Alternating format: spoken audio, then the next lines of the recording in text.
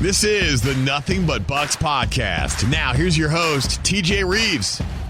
Well, it is a victory Monday after a very impressive 20-6 bounce-back win over the Tennessee Titans. It gets the Buccaneers right back in the hunt. You're never too far out of the hunt, unless you're the Carolina Panthers, in the NFC South. So it's good to come in here and say Victory Monday on the Nothing But Bucs podcast. I am the somewhat competent, somewhat capable host, TJ Rives. Thank you for finding us, however you've done so, through the Buccaneers mobile app, Buccaneers.com, social media link, etc. We are here to recap everything that went down on Sunday afternoon, November the 12th. Salute to Service Sunday, as the Bucs came back home and got a much-needed win, beating the Tennessee Titans, a team that we don't see that often. First time the Titans have been in here in 8 years with the rotation of the AFC South teams.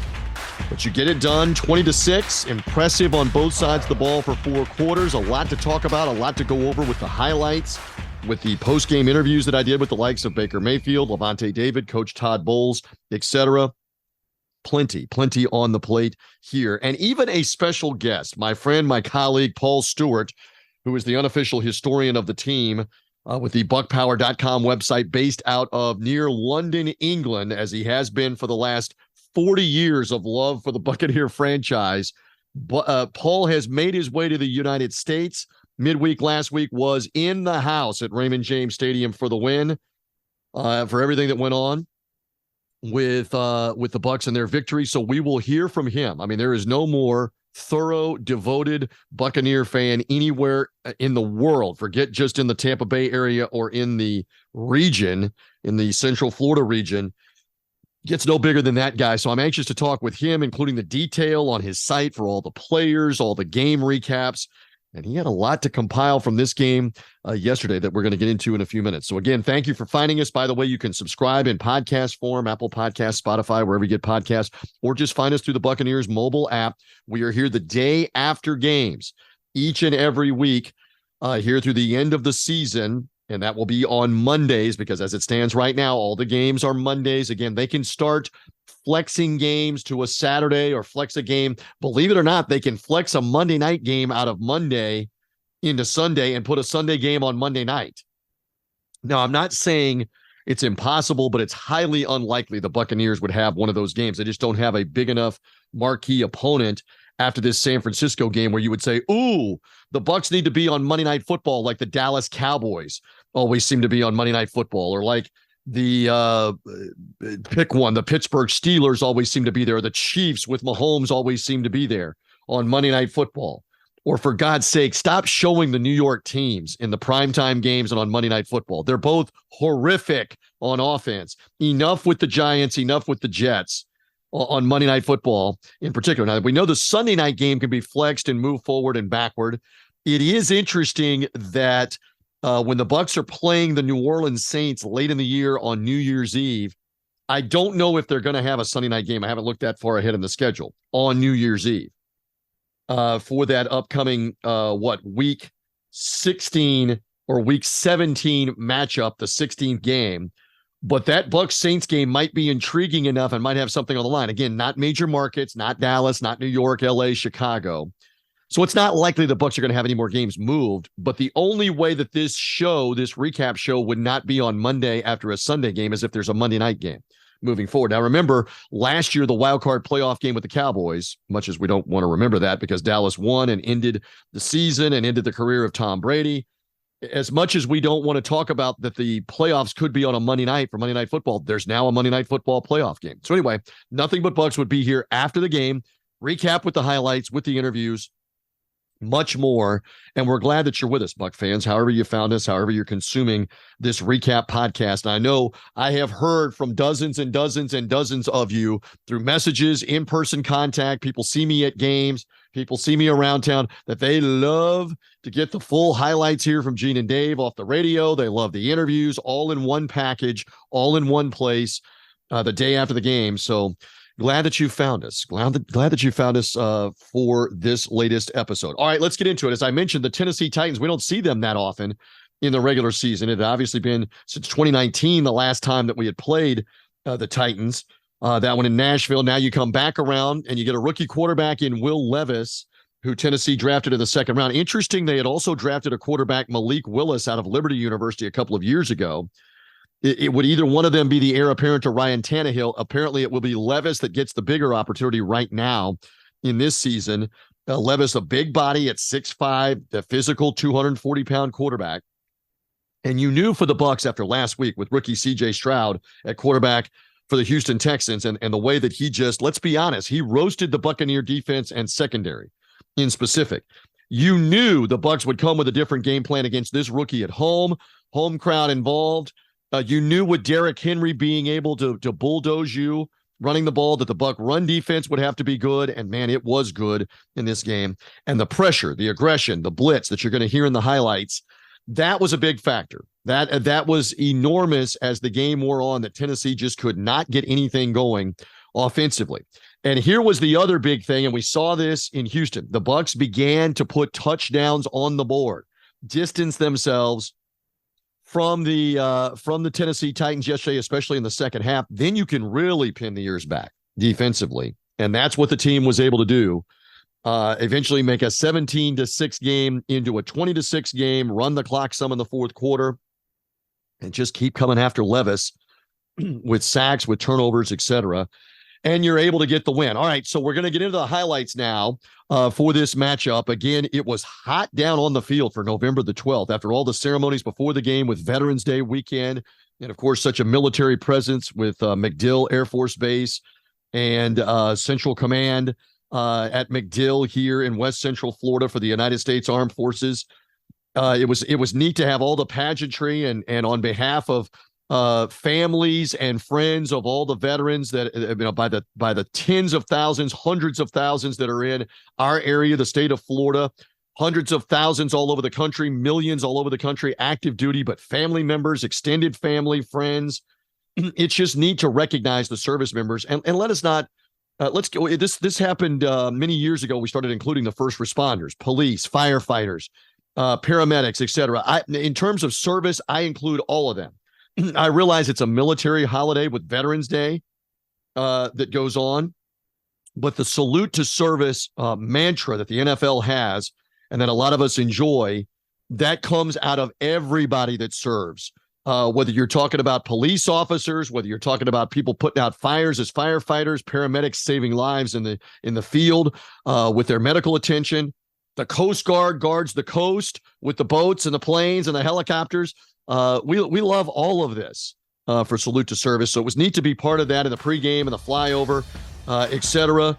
Let us not forget the sacrifice that these individuals make with their time, their effort, and even their lives that they're making in forward positions all over the globe for the United States. So yes, it's neat to tip the hat and recognize them. All right, so you were pumped up, you were ready to play, and like we mentioned, as we get into the highlights here with Gene and Dave on the calls, and I was down there on the sideline on Buccaneers radio, you knew the Buc defense would have to be ready against the run game, and it was right off the bat on this Sunday. It's threatened. Bubble three set wide receivers. They're going to run that way to the left, and running through the blockers is Lavonte David for the biggest play of the day by the Buccaneer defense. Lavonte David needs 6 more tackles to become the second all-time leading tackler in Bucs history. And boy, did he read that play, Dave. Lavonte David there, able to make that hit, make that play, and you can't say enough about how good the Buccaneer run defense has been, not just Sunday, but throughout the season with what they've been able to do. Derrick Henry carried the ball, 13 times for 29 yards in this contest. That tells you what the Buc defense was able to do in the middle of it. And the pressure would come from that because you were stopping the run, you were bringing the blitz, and even the pass rush was getting home, like on this occasion against the young Tennessee quarterback. Good snap, belt high, looks to his right, looks to his right. He's going to be hit and dragged down by Vita Vea. Our sack leader just mugged him and mauled him and grabbed him by the shoulders and spun him down. Big time play by Vita Vea. How monstrous is Vita Vea in the middle of that Buccaneer defense? He gets the sack, just overpowering the Titan offensive lineman right into Levis. And this was a story throughout the day. He gets that sack that pushes the Titans back. They get an early field goal for a 3-0 lead. But that would be a theme throughout this first half and really as the four quarters unfolded. The Bucs with the blitz, with the pressure. Tennessee not able to get much going on offense. All right, so the Bucs began to move the ball. They got a couple of completions to Chris Godwin and also to Mike Evans, but unfortunately, Baker Mayfield here as the first quarter wore on, trying to take a deep shot down the field, looking for the big play. Dropping out of the shotgun to look as Mayfield looks deep, throws the ball deep toward the end zone. It's picked off in the end zone. Intercepted by the Titans. Back up the field between the numbers to the 15-yard line. Tackle made right there. Ill-advised is the phrase I'm going to use there. You have some deep shot opportunities, especially on early downs, first or second down, but live to play another down because you're throwing into triple coverage there. And Baker Mayfield will be the first one to tell you, you're trying to make a play to a small receiver who's got three guys around him. It's not likely that that's going to work out. So the rare mistake for Mayfield, the interceptions have been few and far between. So one comes there, so that was tough. But again, the Buccaneer pass rush still good. On this particular play, Levis kind of stumbling, but the Bucs are right there to make the Titans pay with the heavy pressure. First down 10 from the 28-yard line. Falling down, Levis, and a sack in the backfield. Wow, Shaq Barrett. He had a beat on him, and Levis tried to get away and slipped and fell, and Barrett just bopped him. Shaq Barrett gets the credit for that sack. You'll hear more from Shaq Barrett coming up in our replays of the Hooters postgame show interviews. Number 7 showing up big. Again, he's back fully healthy from the torn Achilles last year, looking good as a veteran. So Shaq gets Levis on the ground, and then another guy that played inspired football and seemed to benefit from the aggressive blitzing style was this guy, Devin White. From the Buccaneer 37, near side hash, moving left. Here's the snap, play action fake, dropping back to, and Levis is flattened again. This time it's Devin White. Yeah. His foot is feeling a whole lot better. He just got Levis right between the numbers in the middle of the chest and dropped him for a 6-yard loss. Yeah, Third sack. He got a great jump on this ball. He's at the end of the line of scrimmage, and he winds up beating the tackle who steps down first. Devin White was by him by that time. Third Buccaneers sack already in that first half as Devin White busted through free on the blitz. And again, the Buccaneers had momentum here at this point, even if they didn't have the lead. But that was about to change here in quarter number 2. You start to move the ball out of your own end. Mayfield gets a couple of completions. And eventually near midfield, here is a play that ignited the Buccaneers and ignited Raymond James Stadium. Bootleg rollout, pressure gets pass away. Caught by Rachaad White. He's got a blocker in front, 40. Inside the 30. Outside the numbers to the 20. To the 15, 10, 5. Rachaad White. Touchdown Tampa Bay. Great catch and run on the far sideline. Fire the cannons, the Bucs lead. What a tremendous catch and run for Rachaad White. We're going to talk a lot about this play later on, including hear from Rachaad White on that play. But Baker Mayfield says it, and you'll hear this as well. They needed that kind of play to get the offense going. That is the longest touchdown play of the season at this point. 43 yards on the catch and run. And Paul Stewart will have an interesting parallel between that screen play at Raymond James Stadium and a screen play at the old stadium, Tampa Stadium, from back in the 1990s. Stay tuned for that on Nothing But Bucs coming up here in a little bit. That capped an 85-yard drive. Boy, you talk about an answer.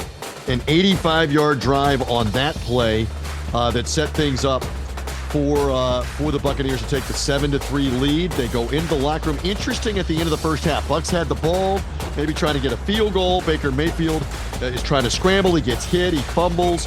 And by the way, Tristan Wirfs recovers the fumble.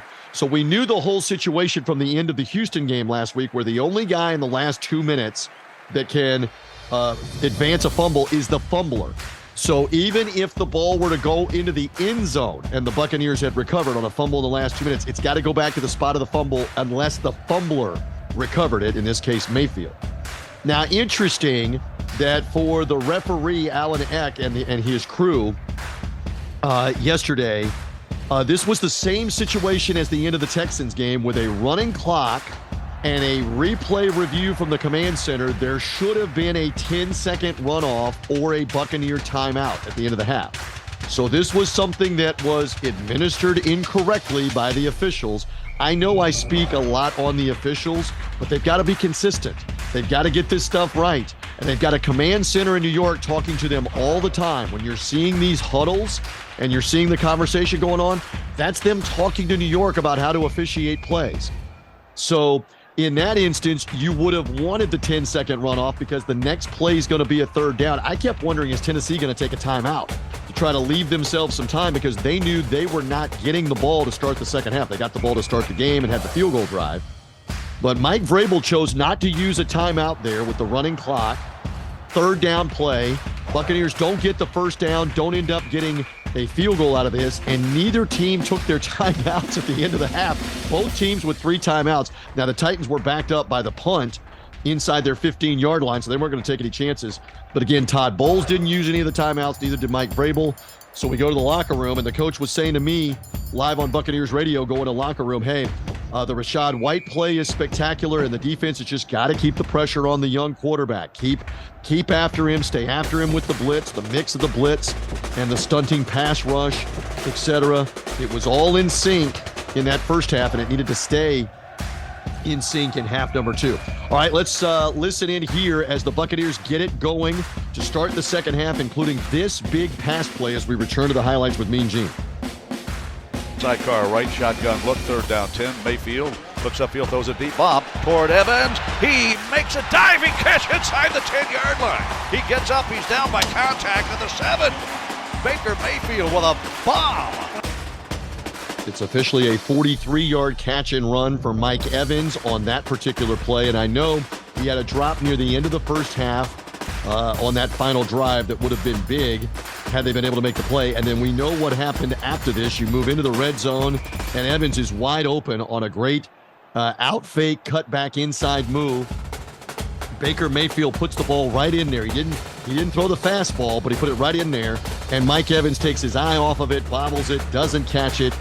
A tough play for Mike. They're all alone in the end zone. Nobody feels worse than him. But then the mentality of, okay, you've got to regroup from that. Don't let that one defeat you. You've got to recover because there's more plays to be made in this game. So the Bucs in this instance have to settle for this from Chase McLaughlin. The spot by Camarda will be at the 15-yard line. Zeke Trenner will snap. The snap is a good one. The spot is down. The kick by McLaughlin is good. The Tampa Bay Buccaneers will hear the cannons fire 3 times. 3 instead of 7. So that field goal makes the game 10-3 from 25 yards out. And then the Buccaneers go to work yet again. Mike Evans, again, able to make a catch across the middle. This was a tremendous play down the middle of the defense right here. Mayfield takes a low snap, looks upfield, pressure coming at the rest. Caught ball, Evans at the 40, to the 45, Evans to the 50. You got to have a little luck. A linebacker nearly picked it off, and Evans grabbed it on the ricochet. That one officially goes for 27 yards for number 13. It helped put him over the 100-yard mark in the game. 6 receptions, 143 yards.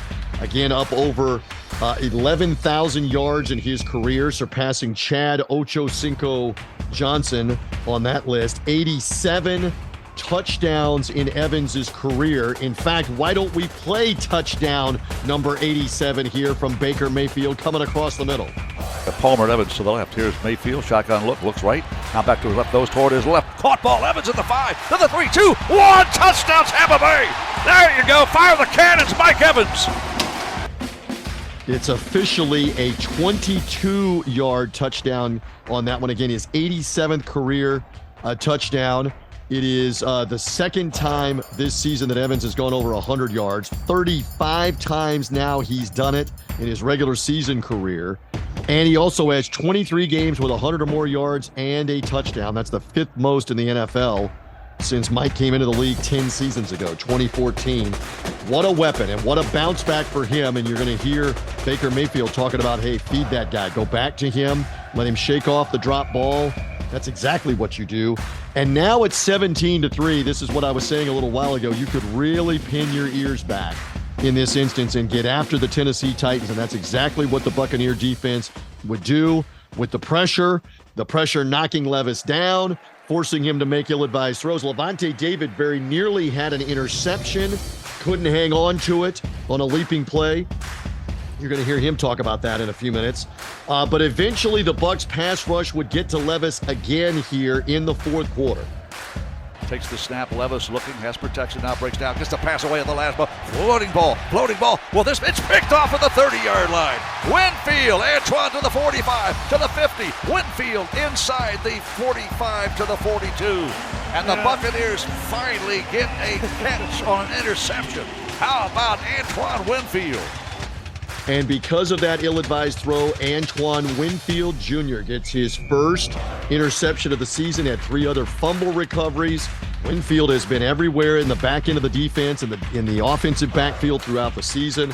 And he made a nice return on that play as well. So, again, the Buccaneer defense very opportunistic with the sacks, with the takeaways, and most importantly, the Titans not getting any points. They had gotten 1 field goal in this second half. They drove in the red zone, and Jamel Dean honestly had a chance to grab an interception in the end zone on a bad Levis pass that would have kept them from getting any points. Instead, the game is 20-6 at this stage after the Winfield interception. Chase McLaughlin adds another field goal to help bolster the lead. And the Buccaneer defense, again, swarming with the blitz and more. We go back to the highlights with Mean Gene. Tied in on the left edge. Here's the snap. Thought I saw movement. And he's hitting the back. Drop! Sack for the 4th time at the 47-yard line. See if Vita Vea gets credit. There were 3 Buccaneers around him. Vita was, I think, first. Rookie Yaya Diaby got that one. He got in. We played you the Shaq Barrett highlight earlier. Vita Vea getting one. Devin White getting one. Everybody getting into the act for the Buccaneers on this Sunday. Salute to service. Salute to the pass rush. And again, the Titans just did very little in this game offensively, especially after the first drive, as Levis again only finished 19 of 39 for 199 yards in the game and had the interception. And again, you couple that with Derrick Henry only rushing for 29 yards. DeAndre Hopkins, a very quiet game for them. He only had 3 receptions, 27 yards. Jamel Dean did a great job on him in one-on-one coverage. They were rolling the safety over and taking him away. Hopkins for a lot of the game. Just nothing doing for the Tennessee Titans. Nice win for the Buccaneers for sure. They get the ball back one final time, kneel on the ball, and run the clock out. Great feeling at home to snap the loser. You hadn't won a home game going all the way back to the beginning of the season and the victory of the Chicago Bears. It had been a while since you had won a game at home. So you take advantage of that. You protect the home field. You get the victory. So when everything was done, we went inside the Buccaneer locker room, a bunch of different happy guys, including the quarterback, Baker Mayfield. Another solid day for him. Yes, the early interception, but after that, he put things together. Mayfield officially 18 of 29, 278, 2 touchdowns after the interception as well. And here he was as part of the Hooters postgame show after it was done. Hear the music playing in the background. That means victory. Baker Mayfield, pretty complete performance by this team overall. What are your thoughts? Offense started a little slow, but defense was playing on fire the whole day. I mean, to neutralize Derrick Henry like that, that's a big task. And so commend those guys for doing that. We started slow, but then made some plays there to get some touchdowns. Obviously, still have a few too many miscommunications, things like that. We should have had probably about 30 points today, so a lot to work on still, but if you can find a way to win, that's the important part. Play that seemed to ignite you was the Rachaad White catch and run. Just talk about what that play did for the confidence of the offense. I mean, we've been talking about just getting him the ball in space for the past couple weeks, and so just to get a screen ball when they've got a good pass rush, they got good players up front, for him to make a play like that, get guys blocking downfield was huge for us. So that sparked us, had some big plays after that, and kind of got them off rhythm. You unfortunately had a couple of drops by Mike Evans. Nobody wants to see that. You went back to him, including for the touchdown that basically helped put this game away. How important was that to get him back involved and get him in the end zone? I mean, he's a stud. Things like that are going to happen. He's going to be harder on himself than anybody else is. So ball's going to continue to find him. He knows that. So I trust all our guys. So no matter what happens, the ball's going to find him again, and he made the next play. And I know you've done this for a long time at a very high level. How important was this to get back on track, to get confidence back real quick? This is a must-win in my eyes. So to end that streak, for us to get back on track, get a win at home, stop both the losing streak and the home losing streak, it was big for us. So we got to carry this, build on it, and see what happens next week. You're going to hear more from Rachaad White here in a few moments, but he's right. That screen pass and White doing the rest, get him the ball in space and watch what this guy can do. He is developing only halfway through his second season, but we know he's got electrifying ability for certain. for this team if he's got the opportunity to get in space and turn a play into a 20, 30, 40-yard play like he can. Get him a crease, get him a lane, etc. Love what Rachaad White is bringing to this offense. And again, that helped. And again, you heard Baker Mayfield say, get the ball to Mike Evans, get the ball back to him, let him make some plays. And that's exactly what he was doing on Sunday as well. We then walked over and found veteran Lavonte David, another outstanding game for him with 6 tackles, a tackle for loss. Again, he was in the pass game with pass breakups a couple of different times, could have had interceptions. Here's the veteran, one of the leaders of this team, number 54, Lavonte David. Congratulations on the win. How and why did it happen here? Resilience, you know what I'm saying? Learning from last week, learning from our mistakes last week. We had a lot of opportunities out there to make plays on the football. We didn't come down with them, but we did. Kept fighting, kept going defensively. And we knew what was at stake, man. We knew they wanted to run the ball and make it an easy game for that young quarterback. So we locked in and played the full 4 quarters of football. I know the competitor in you wanted a couple of those interceptions, but what you will take is after the opening drive, they only got 3 points the rest of the game.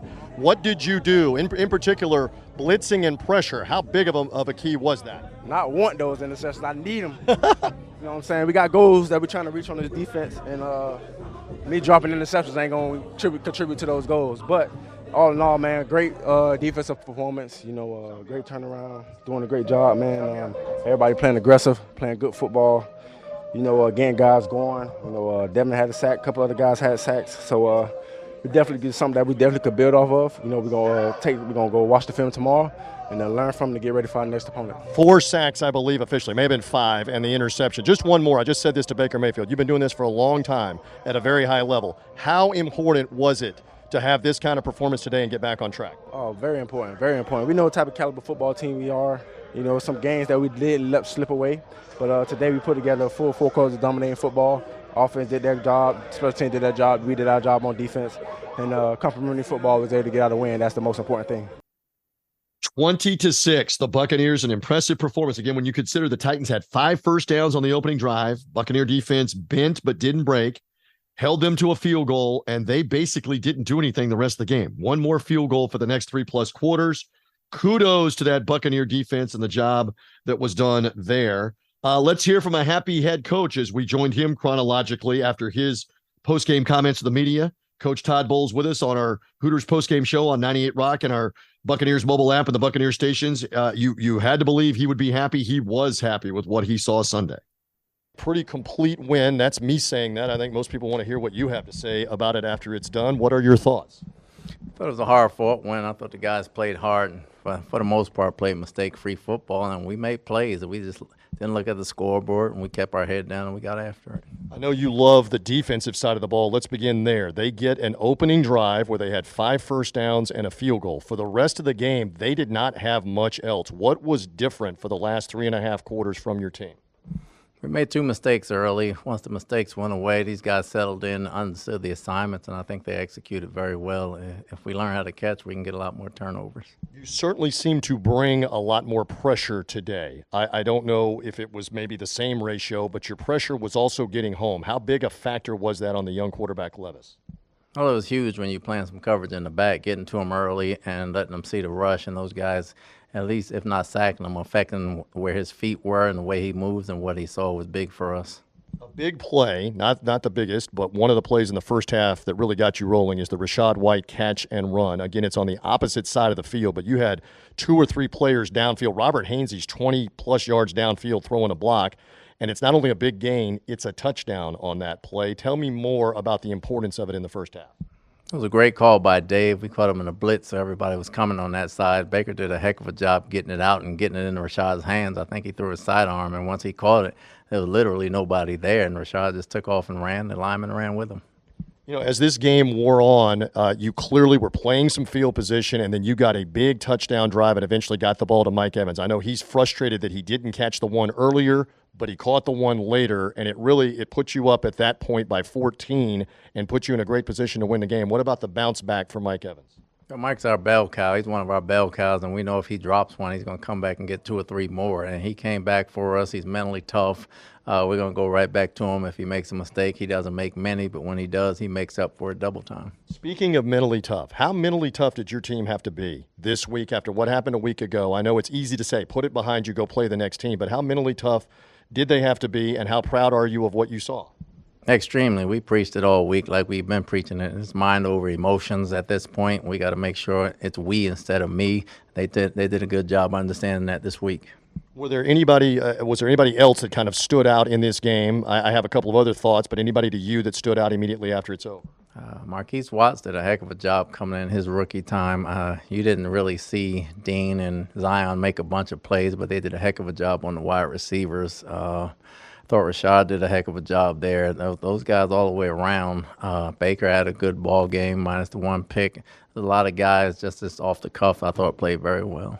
All right, now you get to regroup here for a day or so and then start to focus on the San Francisco 49ers. I don't know what the final is, but they were up big in Jacksonville, kind of in a bounce-back game for them. What about the challenge to go out to the West Coast and now play that team?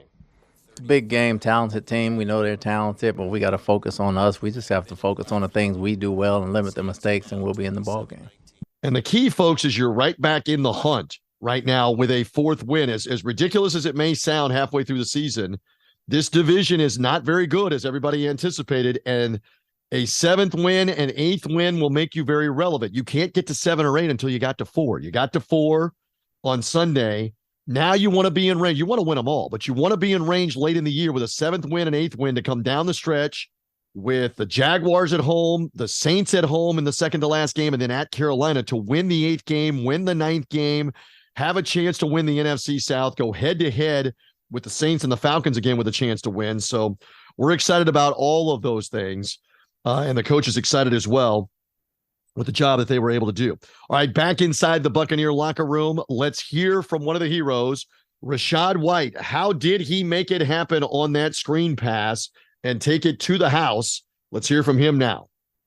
Get on that scouting report too as well, and be one of the better players that that I'm on the board in a week, a key player that they got to watch out for, and no matter what, if it's running the ball or catching the ball at the backfield, like I just want to be considered a great back in this league, and that could do everything.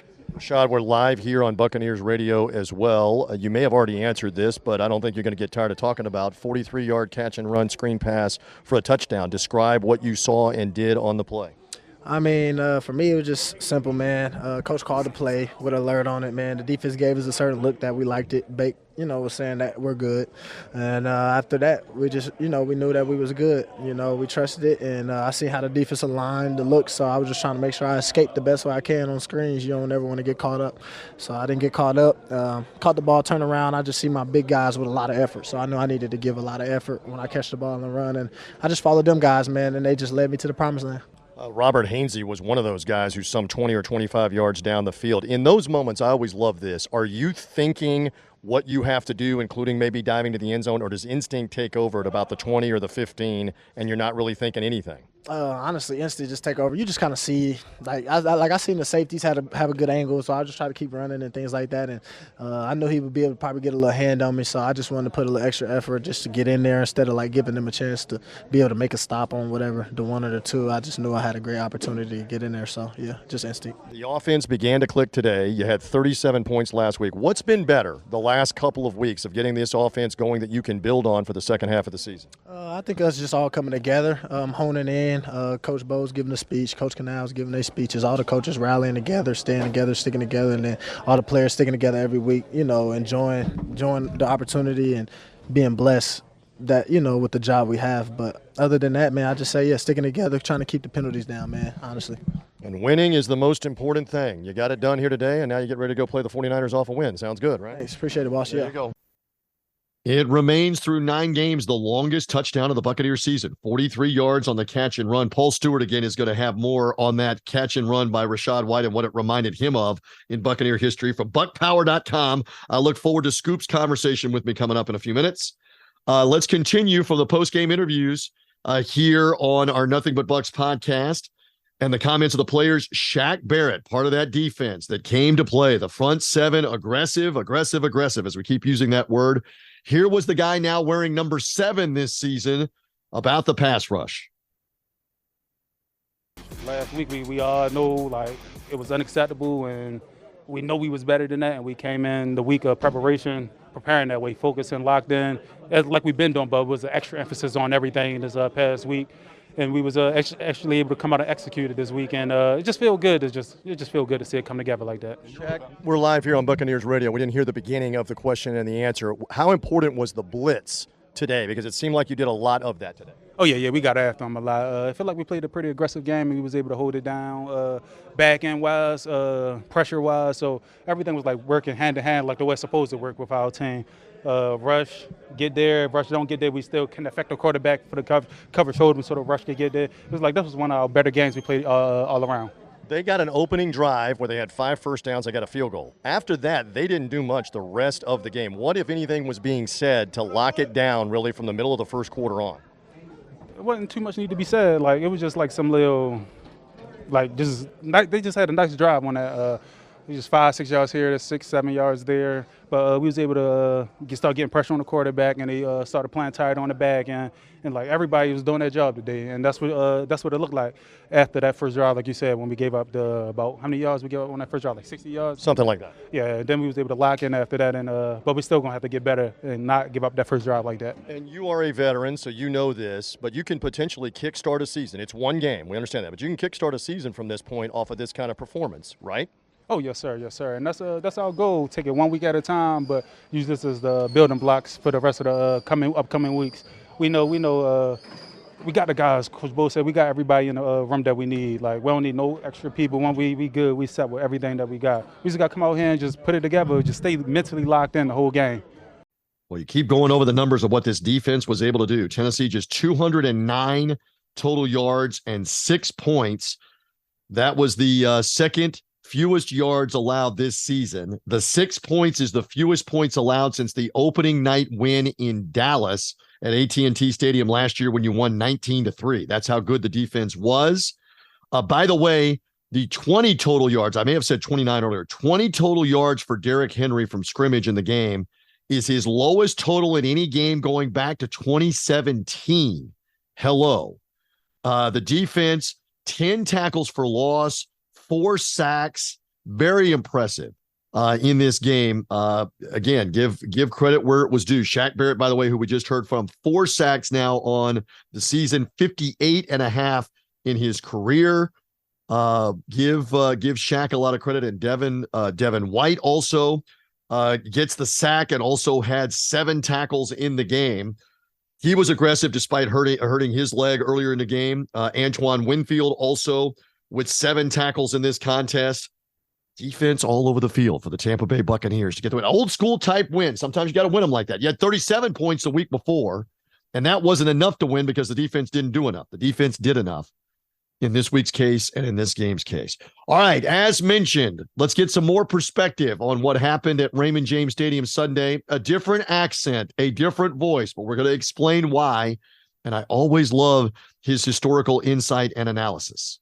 Again, as I made mention before this podcast began, we'll do this right now immediately after the Buccaneer win, probably about an hour or so after the Buccaneer win. And who knew that all it took was for Paul Stewart to come 4,000 miles from England, the unofficial historian of BuckPower.com, for this victory. I've been talking a lot about the Buccaneer win.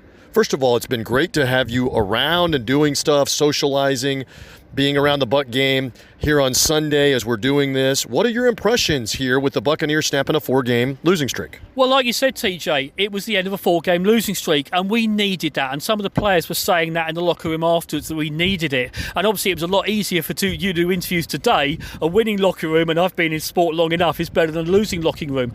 The things I took away from this game were Tennessee had problems in their offensive line, and the Bucs took advantage of that. And we saw more blitzing today than we've seen in the last 3 to 4 weeks, and hence you saw Devin White getting involved, and he made the big plays. You saw Yaya Diaby getting involved. Now, we were concerned going into this game about the Buccaneers secondary, injuries, issues. The Titans never had a chance to take advantage of those problems. And when you look offensively, the Bucs did what they had to do. They had the same number of runs as passes. They did what they had to do to control the clock in the fourth quarter.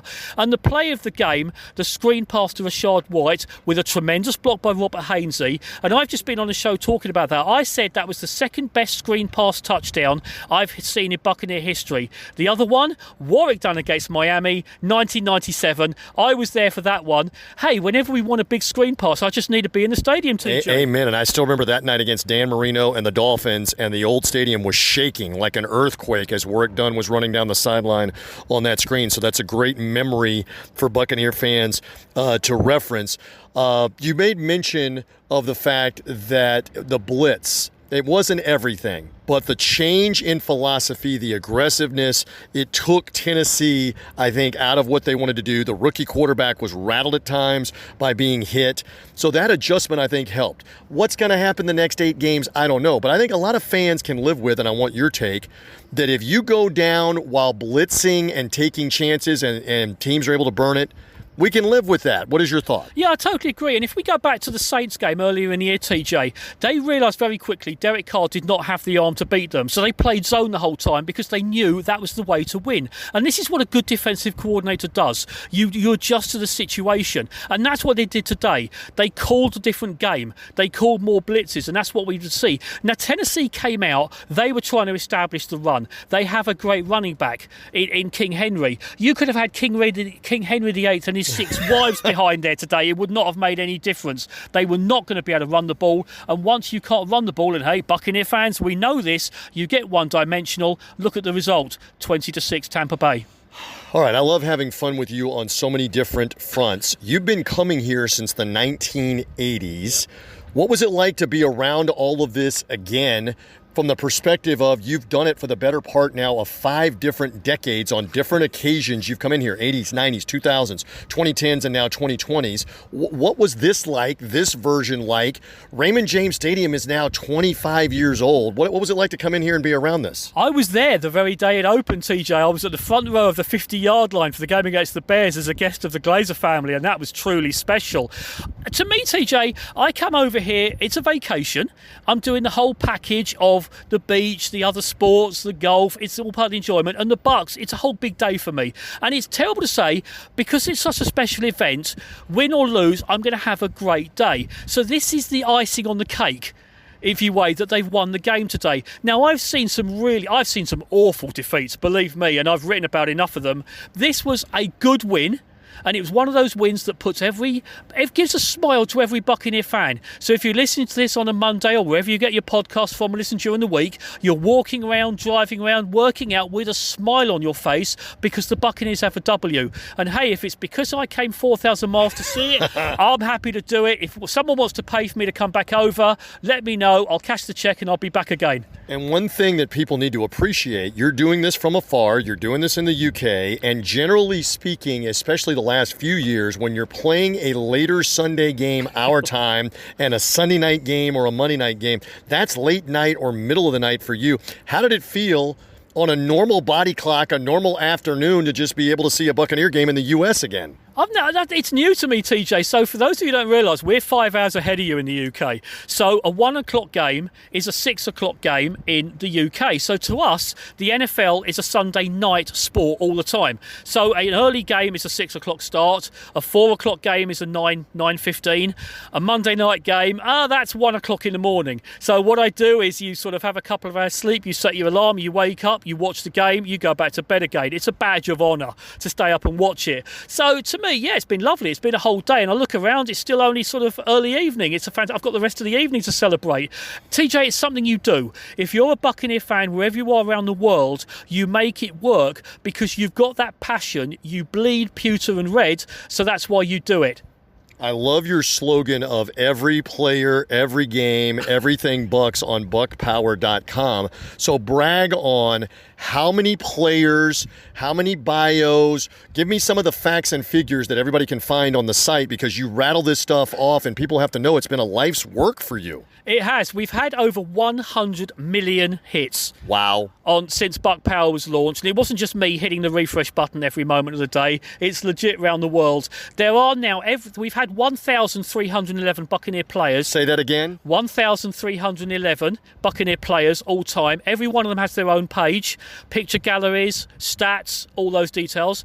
Every game in Buck history, and today was the 751st regular season game. Every game's got its own game screen. There are game reports. You go back, look at Tampa Tribune reports going back to day one, stats, pictures. I've got a video archive of almost every game of Buccaneer in franchise history because I do a lot of work with former players. So I'm friends with over 300 players, and TJ, you were there when a couple of them came up to me on Friday night. And yes, they did. Them.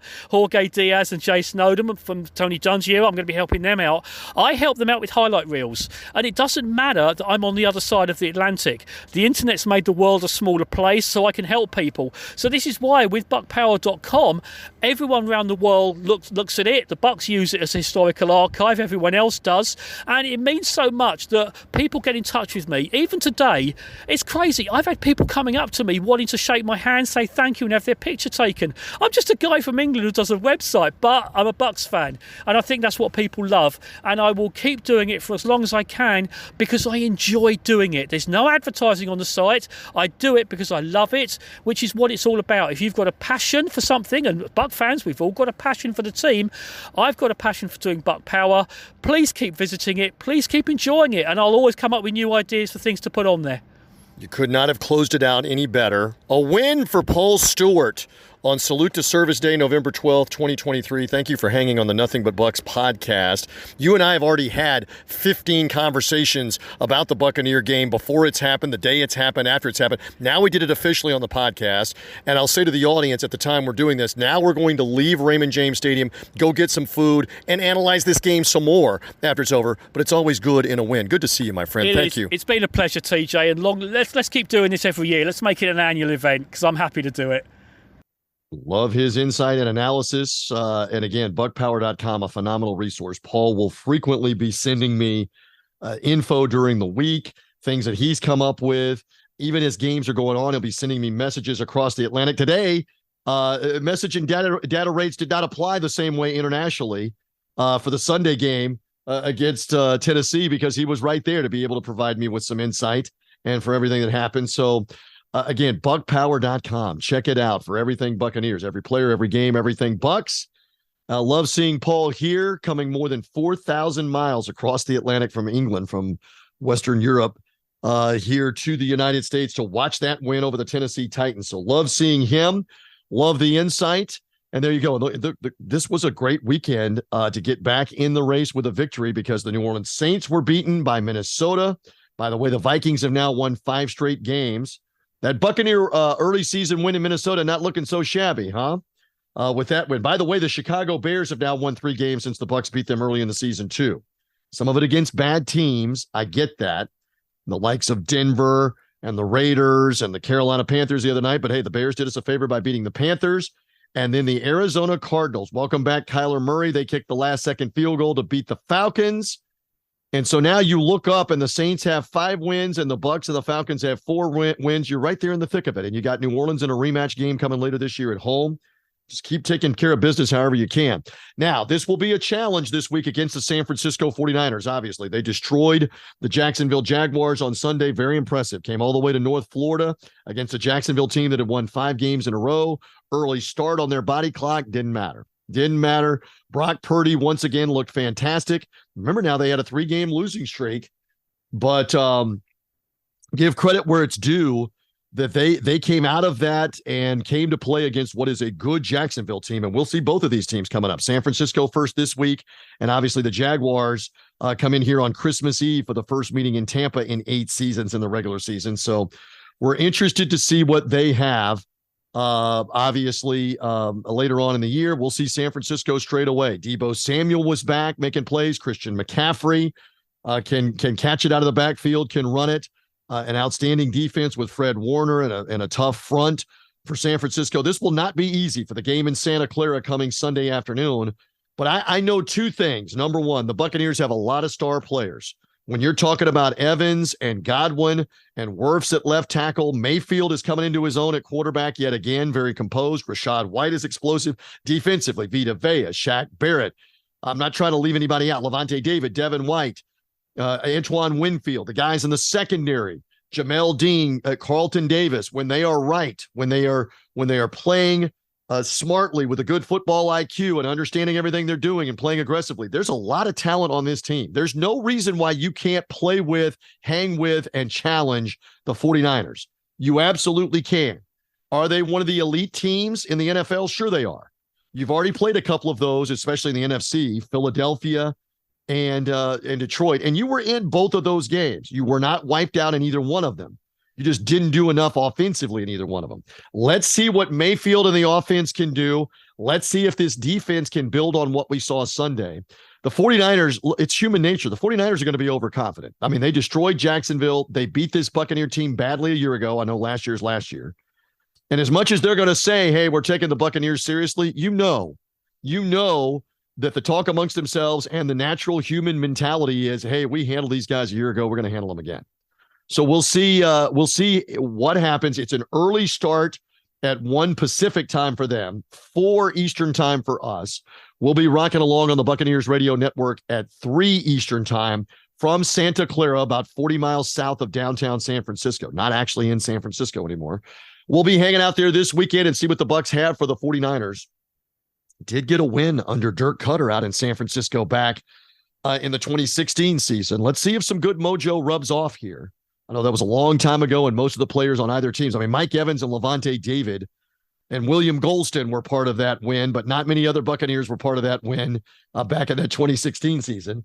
Certainly almost none of the 49ers with a brand new coaching staff were part of that back in 2016. We'll see. Again, a lot of these guys were on the field last November, and San Francisco won easily. Let's see if that's extra motivation for your Buccaneers coming up. In any event, there you go. A full recap. My thanks to Derek DeBose, John Momola, everybody with iHeartRadio helping with the highlights. Jeff Ryan's our director of broadcasting. My thanks again to Paul Stewart for the special guest spot. Hope you enjoyed all of this with the recap podcast. No matter what happens, we're going to be back in with another edition of Nothing But Bucs. It may be out a little later on Monday with the West Coast travel back in the middle of the night, etc. But next Monday, you'll have a full recap, highlights, interviews, no matter what happens. My insight and analysis from what I saw. Be encouraged, Buccaneer fans. Be reassured with what you saw. This bodes well for the stretch run of the season. If this team can continue to put performances like Sunday together, you're going to see more wins start to stack up. By the way, you're 4-5, just like you were 4-5 a year ago. And you've got a 17th game to play with. Get to that 7th win. Get to that 8th win late in the season where you've got the likes of Jacksonville at home, the Saints at home. Get the chance for the 8th win, the 9th win, the chance to win the South. I really believe 9 is going to win the South. 8 might win it on a tiebreaker, but 9 might win the South. So just do your best to get in range. And it starts this week with San Francisco. We'll see what happens with the Bucs against Brock Purdy and the 49ers. Kyle Shanahan's team, John Lynch, the general manager, they were smiling and happy in Jacksonville. That doesn't mean anything Sunday. The scoreboard starts 0-0. So let's see what's going to happen out on the left coast. For now, we are good. We are here after each and every Buccaneer game. Thank you for finding us on the Bucs mobile app, Buccaneers.com. Buccaneers in podcast form. Follow or subscribe to the podcast. It is Nothing But Bucs. I'm TJ Rives. We'll see what happens with the Bucs and the 49ers. We'll be back to recap it all on Nothing But Bucs.